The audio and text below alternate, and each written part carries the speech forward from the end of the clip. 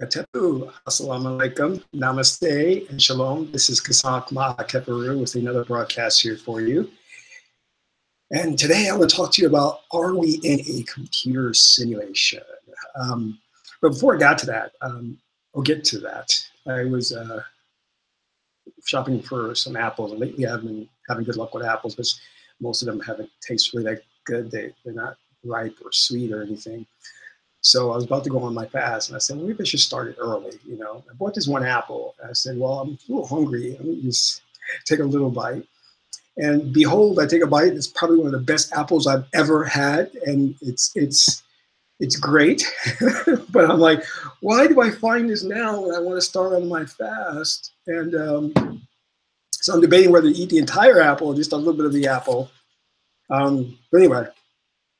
It's really good. So I may be grabbing this while I'm talking to you guys. So please forgive me. It's like I said, it's probably probably one of the best apples I ate. I went to I was speaking at this place. I forgot where it was. I think it was in San Diego. And in the hotel room, they had these apples that would sit in the lobby, right, each floor. And I didn't know what they were at the time. And I was just grabbing the apples, and they weren't regular apples, and I was eating them. And before I knew it, I got addicted to them. And when I got back home, I kept asking the people who, the friends who came with me to the lecture, what apples were they? And here's funny. I'm sorry, I'm going on this long story. I have a crazy friend who I hang out with, right? And prior to doing that lecture and staying at the hotel, he would run around. He did this for about a year, which is so annoying. When we would hang out, he would sing this weird song called Fuji apples. I love Fuji apples, right? And I paid no attention to him. It just was annoying me. So when I came back from the lecture, and I said, hey, you remember the hotel here? And they had some really good apples. What apples were they? He goes, Fuji apples. I love Fuji apples. I said, oh, is that damn song you've been singing all this time? So, Fuji apples became quickly my favorite apples, so if I can find them, I'll get them and eat them. Hey, listen, before I go into this, hit the like button, like my videos, but I got to give props to you guys, my viewers, okay? A lot of you guys hit me with questions, and they're very good questions, very good questions. Unfortunately, I can't get back to everybody, and I love to answer your questions. So if I don't get back to you right away, if I don't ever, keep trying, I will get to you eventually. And what's even better is you guys send me documentation and evidence and clips and things of that nature. And I love that. I mean, that is so awesome. I think I prefer that, but you don't have to do it. But it's great because if you're going to take a stand on an argument, it's a stance on an argument, and you back that up with documentation, it's all the better. And I think it shows how you're a thorough researcher and that you're not just spitting out your opinion to get into an intellectual debate or conversation, that you're referencing something and you clearly took time to look into it. And that's what it's all about, because we see right now in the Christian religions how they're just taught to believe on blind faith. They're told not to read any other books besides the Bible, not to research the Bible, not to do anything. So these guys are essentially just, they train people to be idiots, all right? So give me 1 second. Let me just fix some of the streaming issues here, because I see there are some issues here, and I want to correct that so we can have a better live stream here. Okay, and this should help a bit. Hold on 1 second. I still got the problem is I got 3 monitors here and a ton of windows open, which that's bad on my part. I should not have all those windows open. Let me see if I can close some of these. Okay, yeah, I want to close some of these guys here. Let me bookmark that sucker. Yeah, bookmark that one. No, bookmark that one.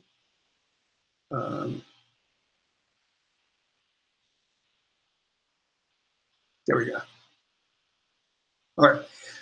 Okay, so this should help clear things up a bit, hopefully. Maybe, well, let me just see if I can do some more here. Hold on, 1 sec. Patience, patience, patience, patience. Oh yeah, I can close some of this stuff out. This is crazy. I got all kinds of windows open, which slows down the stream. I have a lot of friends who are on they have their own YouTube channel, and they're really quite successful. And so I try as much as possible to follow them and give them as much support. Okay, awesome. All right, we're back. We're back. All right, we're back and we're back in business. Okay. So anyway, I was talking about you guys. Thank you for sending in your questions. Thank you for sending in your documents, your information to back up your theories or your stance on certain issues. I welcome that. Much love to you guys. I appreciate it. If there's anywhere I can show my appreciation, I would love to do that. As time goes on, maybe I'll be giving away some more free ebooks for you. But right now, if you want to get the Osiris report, which is my latest ebook, just click the link below. It's free. I think it contains a lot of good information. Now, I want to talk to you about this whole idea that was proposed by the scientist named Rene Descartes, and I always mispronounce his name, but I've talked about him before. I just can't get his name right, but whatever. He came up with the idea of the quantum computer simulation, meaning that in this kind of like intellectual debate that these scientists usually have, they sometimes it's over a dinner table, sometimes it's during a panel discussion. So he came up with this idea that we may be living in a computer simulation. All right, and there's a lot of people who've taken that idea and run with it, But the thing I've always said is like, it's even in this channel, when I throw something out at you guys, I always try to frame it from the perspective of what if this were true? How about this? Now, there's certain things I'm absolutely sure on based upon how our ancestors taught it. And I have respect and reverence for our ancestors because they were here first. And they've been here for thousands and thousands of years. And I can even say millions of years if you don't count the physical existence. But anyway, the idea is that when you're having these conversations and you're throwing out ideas and you're saying, what if life were about this? That's great. That's awesome, But we can't get caught up in this whole internet thing of taking those ideas or those theories and making them fact, because they have not been proven, all right? And we have to just be careful of that. And I'm not going to, even the Big Bang Theory, which I don't subscribe to, I think modern science has already presented that as a fact. Now, if I could take you back, way back, 1800s, and going around that era and back then, many scientists, in fact, there was one scientist that said, everything that could be invented already has been invented. Man has reached the pinnacle of technology and success. Well, that's a very stupid thing to say. And obviously he was wrong, right? But what I want to let you know is that you'll have these scientists in these prestigious universities that'll sit around and postulate things and think about things and come up with these theories like string theory, computer simulation theory, the Big Bang theory, the multiverse theory, and that's all well and good. But the one thing I want you to keep in mind is that these guys are operating from a premise or operating from a foundation that is partially correct. And if it's partially correct, it really is incorrect, because they base their whole idea on the theories, the way the world is, on a left brain linear perspective. You're talking about these scientists, Rene Descartes and all these other guys have reached the pinnacle at this point in time of left brain thinking. They're very good at that. They researched it to the max. They employed that left brain so much so that it's doing these massive calculations, and they're getting all these awards. And Stephen Hawking is writing books and giving a claim, but they're missing the right brain aspect. And that is the integrated whole brain thinking, which our ancestors mastered. Now, when you operate from just a partial perspective, as I said, and it's partially true, it's really incorrect. It's not true. It's incorrect.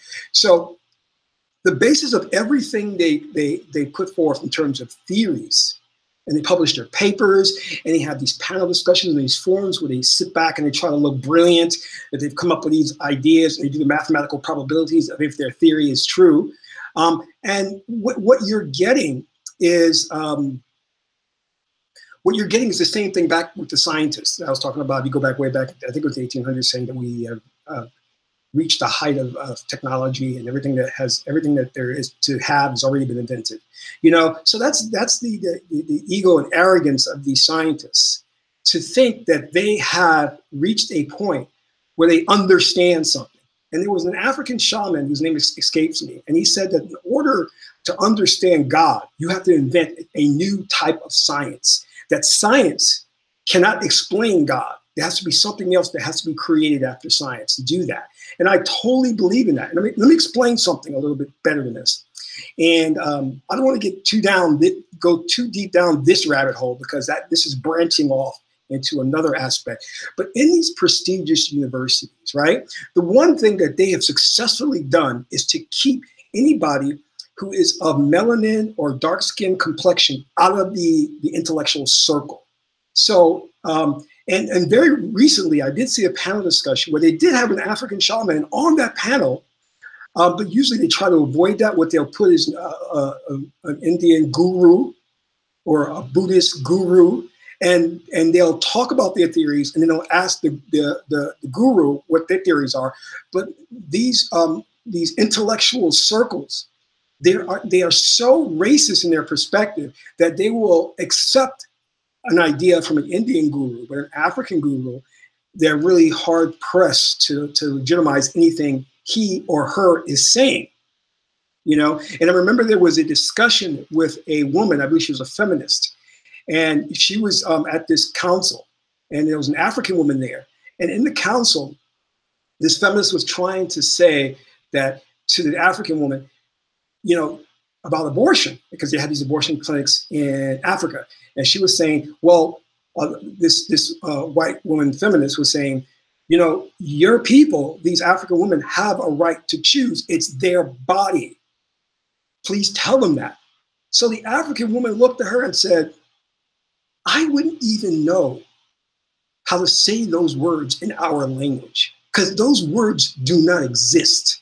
It's your body, your choice. She said the idea in our traditional African culture of killing a child, whether it's it's in a fetus or in the stomach, at whatever stage, is something that is not even conceived of in our culture, because life is held as in such reverence and value that we would never even think of that. So therefore, I could never put into words what you are trying to propose. And this was shocking. So what I'm trying to tell you is that we have to understand that when we see these gathering of leaders and men, like, for example, Stephen Hawkins and these brilliant Elon Musk and all these guys, please keep in mind that what you may think that these is brilliant, it's really not. Because a lot of what they're postulating now in terms of string theory, quantum mechanics, has already been talked about by our ancestors thousands of years ago. But the difference is they play the Sebek left brain game. They same thing with the Christian church. The Christian church says we have angels, we have demons, and then African culture says, well, we have gods, goddesses. No, you can't have that. But isn't that the same thing as the angels and demons? And we also have spirits. No, you can't have that. But don't you have a Holy Spirit? So this is exactly what they do. They play the same game of naming things. So, when we say something like, we go Atum. Atum is, Atum, A-T-U-M, in the Egyptian Kemetic saying. And they say, well, Atum is nothing but, a mythological deity that was created in ancient Egypt, Kemet, but the atom is a legitimate, thing that we have discovered. So this is the game they're playing. So I'm going a roundabout way to talk about this, but I think that if they were more open to looking at many of the faults that they have, which is going back to saying you cannot solve a problem using the same mindset that created it. If you're trying to understand the universe and put forth these radical new theories, you will never do that by simply focusing and operating from the left brain. You've got to start thinking in a new way, as the African shaman said, come up with a new science to explain things. Because your way of looking at things, if you actually examine it, has caused turmoil, wars, problems in the world. Do you understand that? That's what it has caused.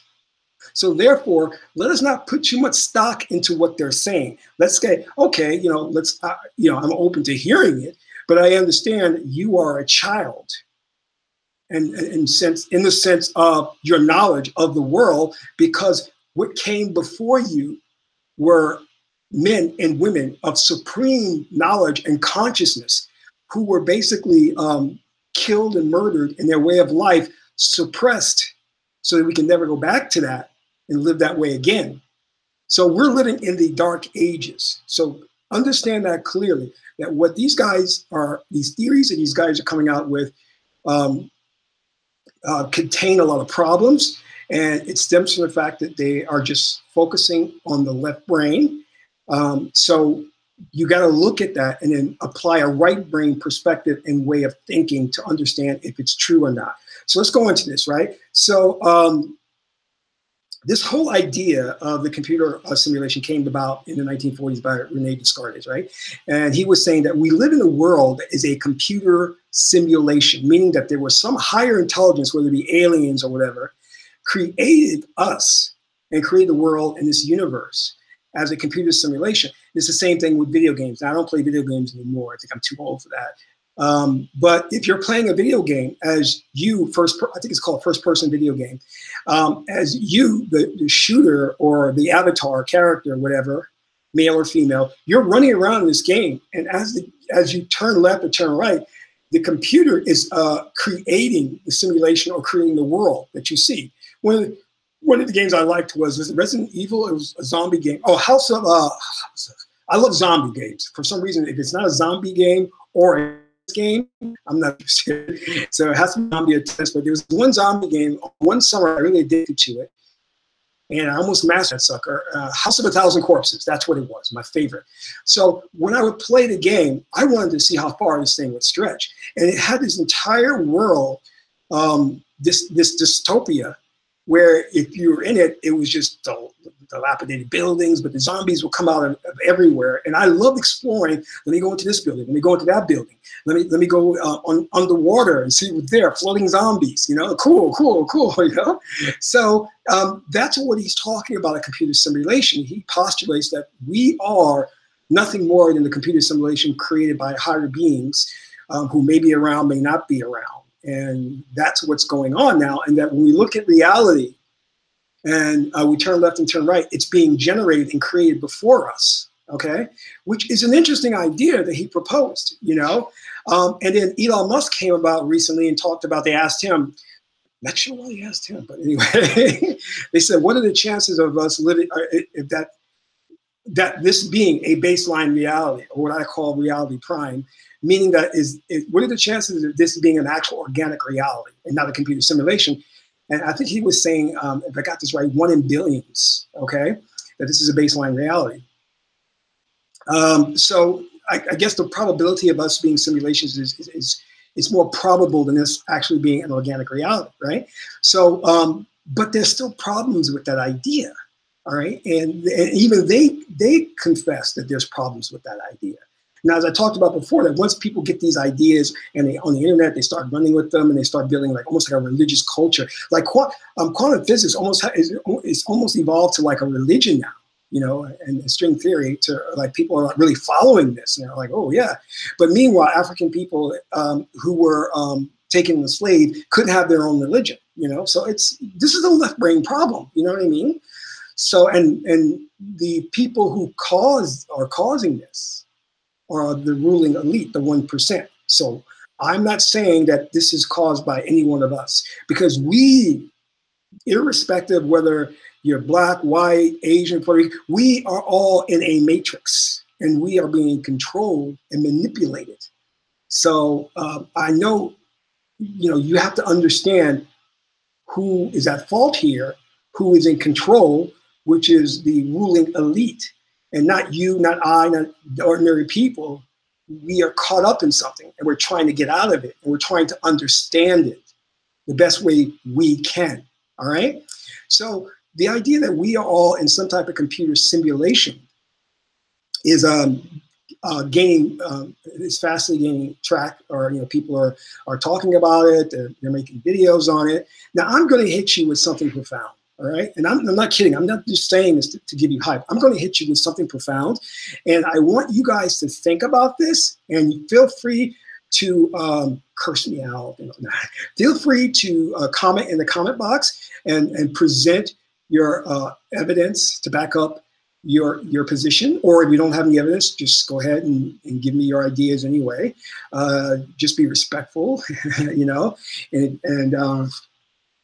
okay, wow, that's good. Okay, just be respectful, and we'll have a great discourse. Okay.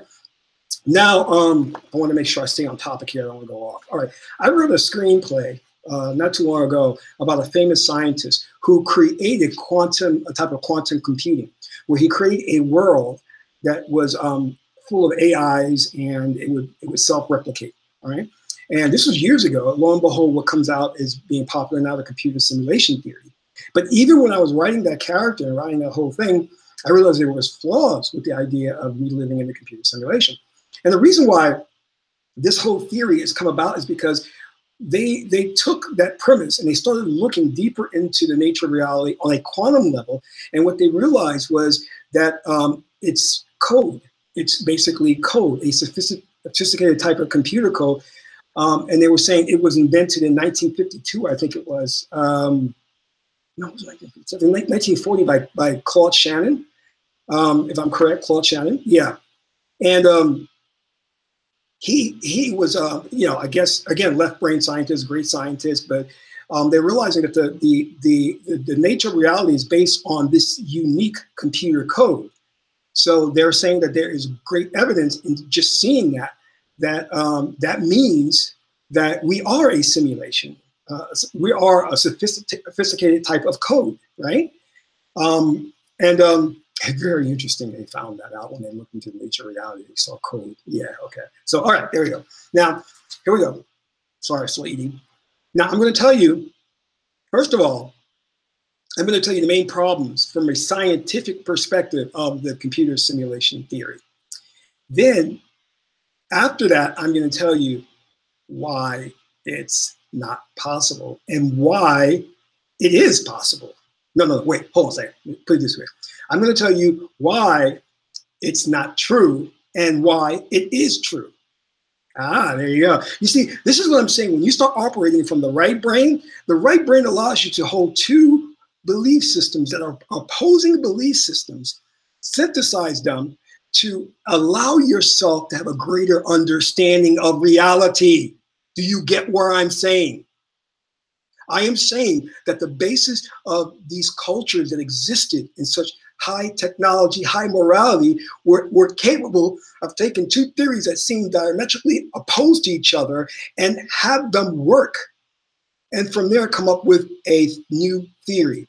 The current method of science is polarized into right and wrong. It's either correct or it's not correct. That's a big problem. But I don't want to say anymore because you can't get these individuals to understand that, because they don't understand that, they don't understand holistic thinking. They don't understand the principles of ma'at, the interrelationship and interdependence between all things, and that all things are necessary to support and sustain the whole.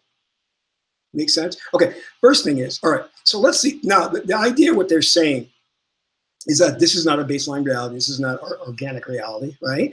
And that when we will reach a certain, and the proof of it they're saying is that we're computer simulation, is that you've already seen the fact that we are creating video games that can create these video games that are a world within themselves, and that it's only a matter of time before we create more realistic video games that are totally self-sufficient and replicate themselves. True, right? You know, I don't know, we're 100 years away from that, but yeah, we will eventually create these video games that will basically, be independent, and they will be AIs. But the theory they're also putting forth is they say that there will come a point in time where these video games become so advanced, these AIs become so advanced, and our evolution, so-called evolution, but it's not, remember, we don't evolve, we merely adapt, that we will have to either, there will be a fight like the Terminator, there'll be a fight between us and the machines, or there'll have to be a merger of us merging with the machines, because the machines will evolve to such a high level of intelligence that either the machine wants to get rid of us or we'll have to get rid of them. So he says there may have to be a merging of these things, all right? So and you've seen this in the first Star Trek, where you had the Voyager spacecraft go out there, which was a type of a primitive AI, and gathered all this information, came back and wanted to give the information to the creator, which is man, womankind, and that we, in order to get the information, had to merge with it. All right. So that's what they're saying. They're saying, yes, we are this computer simulation, and we'll eventually get to the point where the simulation is going to be so sophisticated that we'll have to either merge with it or it will destroy us. Okay. That's not going to happen.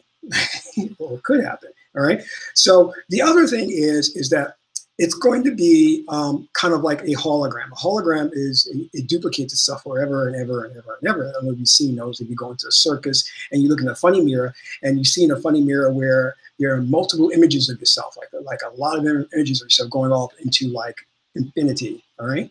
So what we're looking at here is like, if we create these video games that are AI, and they operate independently, and they can create their own worlds, and they keep expanding, they will eventually want to create a simulation.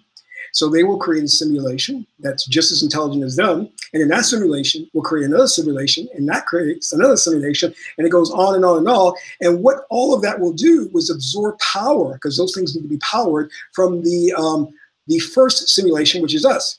Now, do we have quantum computers that can power those infinite number of simulations going all the way down? And so there's a theory that says that at some point it could collapse, that the machine, could just go down, need to be rebooted.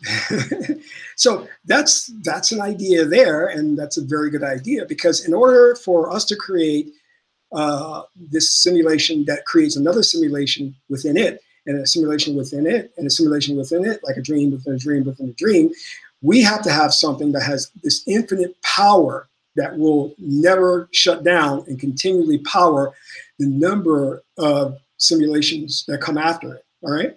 Now, okay, so with that in mind, I think that's the first troubling spot. Okay. Now, the other thing is, I'm just referring to notes, is that when we look at the reality that we exist, and that's the best example of this, all right? When we look at the reality that exists around us, it operates based on certain principles. And if that computer simulation is what akin to what we are, then our computer simulation will have to mirror the way our reality is actually working. So, in other words, without going off topic, our ancestors talked about this, right? That reality communicates back to you. It talks to you, all right? So if you've watched my videos, I've always said this. I said that if you propose a question, if you meditate on a question, you will see signs in your environment that indicate to you the answer. And that is true. Our ancestors call this oracles, omens, but that it's reality communicating back to you through a diviner, divination, or through omens, or through signs and symbols. And it communicates back with you because we understand that there is a intelligence, a consciousness that is all powerful, okay? And we call that Neter, God, or source. So for you to create a computer simulation, For us to be a computer simulation, and you're basing that off the video games we have now, we'll need to get to a point where not only are these simulations, computer simulations, or these games are AI, but they have to have an AI within an AI, because that means the reality that they're operating in will have to be intelligent and self-aware as well to communicate back to the avatar, or communicate back to the avatar or the character. Follow me here. We know that reality only exists with the conscious observer. So all that it really exists is possibilities, infinite possibilities. That the minute you focus on one possibility, brings it into existence, right? So this is the reality of our world. So the video game would also have to do that. It would have to create a scenario where the avatar or the person in the virtual world would be able to focus on something, and then it would be created within the video game, the simulation. Because that's how our spiritual world operates, okay? And also, this is substantiated by, quantum theory and all that. So, okay. Now take into mind that not only is that simulation of the virtual world doing all of these things, because it's multiple AIs working in a mainframe together, communicating with one another together, but it's also self-replicating itself. And not only is it self-replicating itself within that world, I don't mean going down with a dream within a dream, or the virtual world within the virtual world within the virtual world. I mean that it's expanding. So this whole idea of this virtual world or this computer simulation has to encompass the ideas of spirits, ghosts, ancestors, super beings, aliens, and multi-dimensions. I think that's a really hard task to get into. Okay, but anyway, let me move on. Let me go on. Because here's where it's going to get really, really interesting. All right. So for you to have something that sophisticated happening, the beings that created us as a computer simulation, we have to take all of this into account. All right. The idea that there needs to be an infinite amount of power, a power system to power it. The idea that this computer simulation contains multiple AIs that communicate back and forth with each other to change the environment, to have the user or the avatar person be able to, at will, change the environment based on their belief system, and then take into consideration all the multiple beings and different dimensions that exist. All right, that's a huge freaking task. All right. So we're not just talking about fourth dimensional reality that the virtual game would have to take into consideration. We're talking about all the different realities, and we know that there, science is telling us there's at least 12 dimensions. All right, so there we go. Now, moving on. All right. So aside from all of that, I'm going to tell you why I don't, and that's fine. I can believe that we'll get to a point where we'll be able to create all of that. We'll be able to create an AI that can do all of that. A powerful AI can do all that. Now, that won't be in 100 years. That will not be in 100 years. Quantum computing will not reach that level in 100 years. Or maybe we already do have it, probably part of some black ops project that the government's been working on. But that's a lot of work, all right? Because you're, in a sense, creating sentient beings within that virtual environment or virtual world, and other sentient beings like aliens, spirits, all that type of stuff. Now, here's what I've talked about in my videos and the information I've got from my ancestors.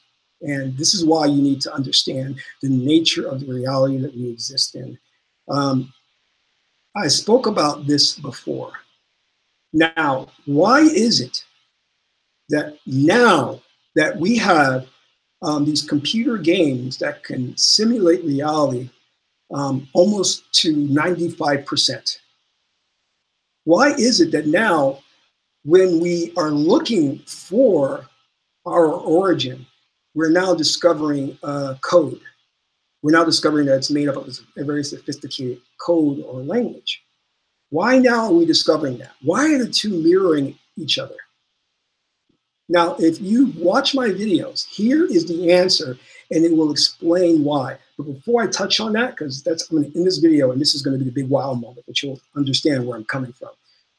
These scientists have been doing everything they can to get around the idea of God or a higher intelligence. All right. So they've been doing their best. Now, the, for example, the Big Bang, they still have not really explained how something happened where there was nothing and what caused, after the Big Bang, that everything, the particles, everything organized in such a way as to create life. When their mathematics, when they do their mathematics in their computer simulations, tell you that it's not going, that one Big Bang could not have organized the chemicals and the particles to create life, that there had to have been multiple Big Bangs. So what do? A guy, Erwin, what was it, Strohringer comes along, not mispronounce his name, and he comes along with the idea of the multiverse back in 1952. So he says, you know what? That means it had to be there has to be infinite number of multiverses. So not only is the Big Bang independent, but it happened once, it happened infinite number of times. That's how we got life. Because statistically, mathematically, from one Big Bang, everything could not have organized in such a way as to create life out of that Big Bang. It was improbable. So therefore, that was how do you say, a win for the religious sector. But then when Erwin comes along and proposes the multiverse, then he took God out of the equation, and he said, nope, multiverse explains, because if you have an infinite number of multiverses, then the odds are, and within one explosion of the Big Bang, it will be enough to create life, which is true. You know, you do something enough times, then the odds become greater of the chance of life springing forth. Now, it's even more complex when you start talking about intelligent life, and we won't go there, right? So this is how, and so that whole idea is just them postulating to get around the idea of there being a super being or God, because they don't want to go there. The other thing that they did, which is the computer simulation, is again, try to explain who we are and take God out from the equation. So now, instead of God creating everything, you have a super being or aliens or something who created computer simulation, and it self-replicates, but still no God. Okay, so I want you just to understand what the objective here and what they've been trying to do. All right, now our African ancestors, when they, because you know we all came from Africa, when they started to research the universe and everything, they took in consideration of the divine being, not as a belief system, but as a pure fact in their mind. They had no doubt, because they were operating from an integrated brain thinking, that there was one source for all things, and it was an intelligent source. Okay. Now, going back to what I was saying, that how is it that when we're looking at these video games and we're now able to create these virtual worlds that look so realistic and act realistic, and at the same time, when we start to research and look into our own nature and where we came from, we are seeing code, which tells us this is a matrix and we are a computer simulation, and the odds are in favor of us being a computer simulation. But here's the kicker. Reality aligns with the expectation of the observer. Your thoughts and beliefs create the reality before you. And this is what our African shaman used to say. And all the shaman there are before then, all the philosophers, the Greek philosophers, the Native American philosophers, the Chinese philosophers said that when you look and you explore, if you're an explorer, if you're exploring our biology, if you're exploring the star systems, if you are exploring under the sea, the depths of the sea, what will you find? You will find what the conscious observer wants to find. So in other words, you are creating the reality that you're discovering based on, again, your thoughts and your beliefs. You are a God nature source, not in a quantity, but in quality. So what I am saying to you is that yes, we have computers that can create a virtual world like computer simulation based on code. And when we look into our origin, these scientists start to look, and what they see is computer code. They're seeing a reflection of what they want to see. So you understand? Reality is just aligning with what they are already believing and seeing. That's how coincidentally these two things are lining up. Is it a coincidence that when you look into the cell structures and the biology of who you are, it mirrors the universe, the stars, the solar systems, and the galaxies? Is that a coincidence? No. Because when we're looking up, we're just seeing a mirror reflection of the expectations of what we want to see. Which is why I say that you can talk to reality. If you ask reality a question, meditate on that question for a certain amount of time, and then let it go, reality will give you signs, symbols, and whatever to let you know the answer and let you know that reality is communicating with you. And that if you want something and you focus on it with your heart and your passion, it comes to fruition. It appears before you. And many people are like, wow, God did this, God did this. You did it. You did it. So what I'm telling you is that when you see these scientists coming up with these new theories and these panel discussions and little secret societies, and they're patting themselves on the back, you are just discovering something that aligns with your expectations. And I guarantee you, the more you look, the more it's going to mirror things in our own world. Now, does that mean it's not real? No, it's real because you're creating it. But what we exist in is a blank slate, and we fill it with what we want. So there's a collective idea, a collective agreement, a collective belief system that we all have. And when we align all of our belief systems, then reality aligns to mirror that. Do you understand? So even a reality that you're observing now is only it's only a manifestation of the agreed upon collective agreement of the masses. And when the masses change their belief system or change their ideas, reality then changes. You don't remember it. This is why a lot of them refer to it as the Mandela effect, but it does change. So these scientists have not taken into consideration that the reason that the weight of the evidence is pointing to us being a computer simulation. Number one is you're trying to take God out the equation. Okay, so we covered that. Number two, it's the more you look, the more you're going to get things to confirm your beliefs. This is why when they have when they test in pharmaceutical labs new drugs, they have to blindfold people, and they have this whole thing called the placebo effect. That's because when people were, they knew what was there, they would react in a certain way so that their body chemistry would change.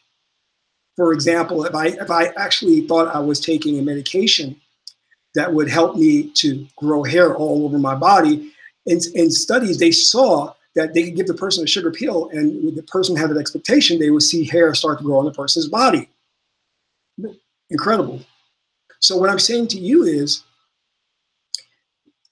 these discoveries that they're making are nothing more than reflections of ideas and their theories from their little think tanks and their panel discussions.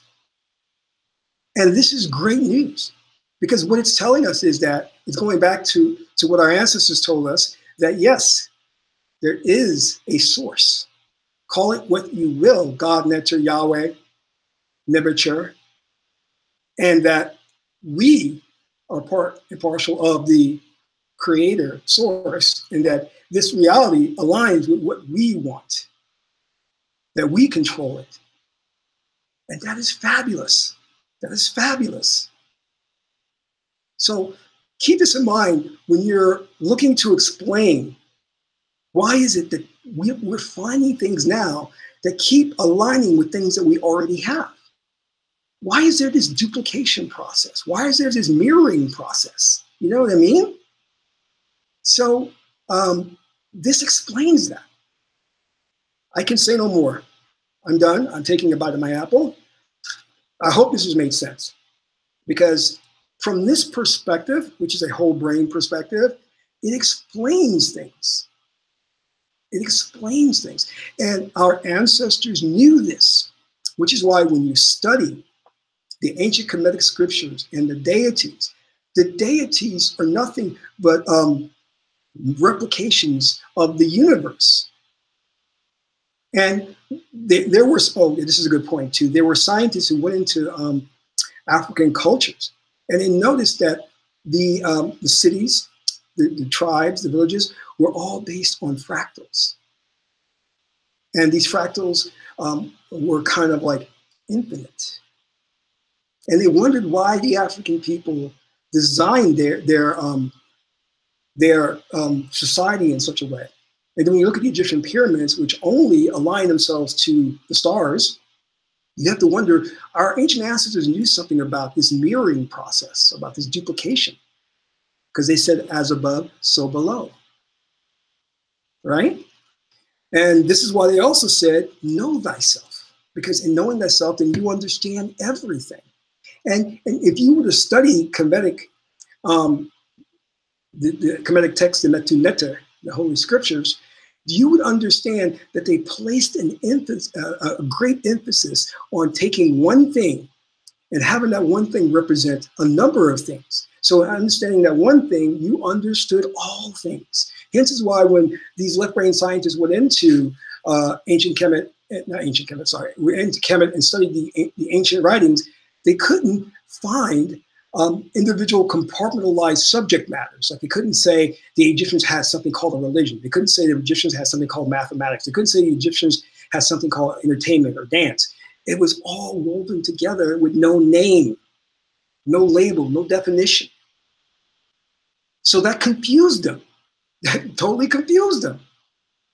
And it's the same confusion that these scientists are dealing with when they're trying to explain the nature of who we are as God man, God woman. Because unless they start to put God back into the equation and understand what's really going on and start to go to the great continent of Africa and ask the ancient people there, they'll never get it right. They'll never get it right. And if they get it right, my fear is that they're going to lock this information away in their secret vaults in the Vatican, and you'll never be privy to it. So anyway, I said enough. I hope this has made a lot of sense to you about this whole theory of computer simulation and all that. Again, like my video if you liked it, and hit the subscribe button to subscribe to the channel for more great videos. And please pass it on, share it with friends and family members. Let's get the word out. I have a Patreon campaign. You can subscribe to it for as little as $1 a month. And when you pledge to it, I give you a shout out. The other thing is we have the Osiris report, which is free ebook. You can sign up for that, get that today and read through it. It talks about a lot of things that I discuss here, such as the Mandela effect and other things that are affecting our reality. So this is Kazakh Ma Keperu, and till my next broadcast, that's all for now. Amin Ra.